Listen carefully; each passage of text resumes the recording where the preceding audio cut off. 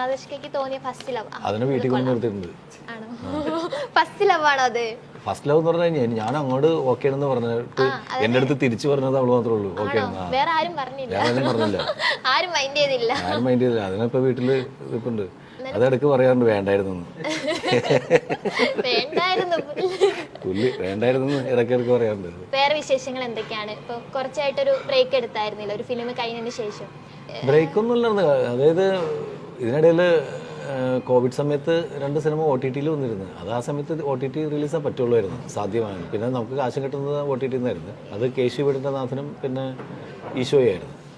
ഈ 2 സിനിമകളും എല്ലാം ഈ പ്രേക്ഷകരുടെ ഒരു ധാരണ, അതായത് ഈ നമ്മൾ ഈ കമൻസുകൾ പലപ്പോഴും നോക്കുമ്പോൾ നമുക്കറിയാവുന്നതാണ്. അത് പൊളിഞ്ഞു എന്നുള്ളൊരു ധാരണയിൽ വളരെ ആശ്വാസകരമായിട്ട് ചില ആൾക്കാർ അത് പൊട്ടിയില്ലേ എന്ന് പറഞ്ഞിട്ട് ആശ്വാസകരമായിട്ട് ഇടുന്ന കമൻസ് അവരുടെ അത് അവരുടെ ഒരു സന്തോഷത്തിലാണ്. പക്ഷെ അങ്ങനെ സന്തോഷിക്കേണ്ട. കാരണം എന്ന് വെച്ചിട്ടുണ്ടെങ്കിൽ ആ സിനിമയൊക്കെ അത്യാവശ്യം ഇപ്പോൾ കേശുവിൻ്റെ നാഥനാണെങ്കിലും OTT റിലീസ് ഹോട്ട്സ്റ്റാറിലായിരുന്നു.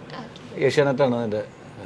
അത് ആ ചാനലുകാരായിട്ട് സംസാരിച്ച അല്ലെങ്കിൽ ഇൻഡസ്ട്രിയിൽ എല്ലാവർക്കും അറിയാവുന്നതാണ്. 30 കോടി രൂപയ്ക്കാണ് സിനിമയുടെ ബിസിനസ് നടന്നത്. നമ്മൾ ആ സമയത്തൊക്കെ ഇരുന്ന് പറഞ്ഞിട്ടുണ്ടെങ്കിൽ തള്ളാന്നായിരിക്കും. ഇപ്പം തള്ളേണ്ട കാര്യം, ഇപ്പോൾ ആ സിനിമയെ തള്ളി മറിക്കേണ്ട കാര്യമൊന്നുമില്ല. പക്ഷേ ആ സിനിമയ്ക്ക് അതിനുള്ള ടാക്സ് ഞങ്ങൾ അടച്ചാണ്.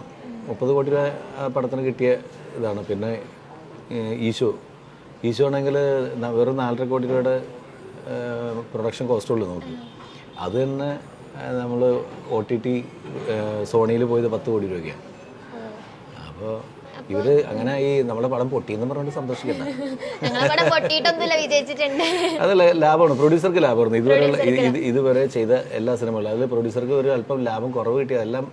അതായത് അമറക് ബ്രന്തോണി 10 കോടി രൂപയ്ക്ക് മുകളിൽ ലാഭമുണ്ട്. പിന്നെ കട്ടപ്പനയും 10 കോടി രൂപയ്ക്ക് മുകളിൽ ലാഭമുണ്ട്.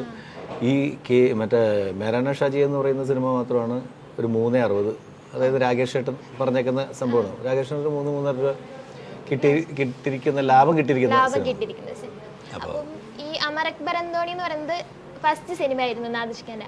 അപ്പം അവരൊരു ഇതിലേക്ക് ഫസ്റ്റ് സിനിമയാണ്. അപ്പോൾ ആ ഫസ്റ്റ് സിനിമ എന്ന് പറയുന്ന സമയത്ത് അവരൊരു റിയാക്ഷൻ എന്തായിരുന്നു? നാദിഷ്ക ഇത് അവതരിപ്പിച്ച സമയത്ത് അവരെന്തായിരുന്നു പറഞ്ഞത്? നാദിഷ്കനുള്ള സ്നേഹത്തിന്റെ പുറത്താണ് അവർ ഈ ഒരു ഫിലിമിലേക്ക് വന്നത്, അല്ലെങ്കിൽ ആ കഥയുടെ ഒരു സ്നേഹത്തിന് കുറവൊന്നുമില്ല. ഇപ്പോൾ നമ്മൾ മലയാള സിനിമയിൽ ഇപ്പോൾ മമ്മൂക്കാണെങ്കിലും ലാലേട്ടനാണെങ്കിലും അവർക്ക് നമ്മളോട് സ്നേഹത്തിൻ്റെ കാര്യത്തിൽ യാതൊരു പ്രശ്നമുള്ളൂ. പക്ഷേ ഡേറ്റ് തരുന്ന കാര്യത്തിലും അത്ര പ്രശ്നമുള്ളൂ. കാരണം വെച്ചിട്ടുണ്ടെങ്കിൽ അത്രയും നല്ല കഥയും കാര്യങ്ങളായിട്ട് ചെന്നാലാണ് ഏത് ആർട്ടിസ്റ്റും ഡേറ്റ് തരുള്ളൂ.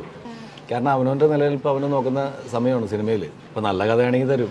പിന്നെ അവർക്കായിരിക്കും കൺഫ്യൂഷൻ, ഞാൻ നന്നായിട്ട് ഡയറക്റ്റ് ചെയ്യുന്നുള്ളൊരു പേടി മാത്രം ഉണ്ടായിട്ടുണ്ടാവുള്ളൂ. എനിക്ക് പേടിയുണ്ടായില്ല. കാരണം ഞാൻ കംപ്ലീറ്റ് ആയിട്ട് മാറിക്കൊടുത്ത് സൂപ്പർ ഹിറ്റായ പടം എല്ലാവരും അറിഞ്ഞു. അതിലെ പാട്ടൊക്കെ ഭയങ്കര ഹിറ്റായിരുന്നു.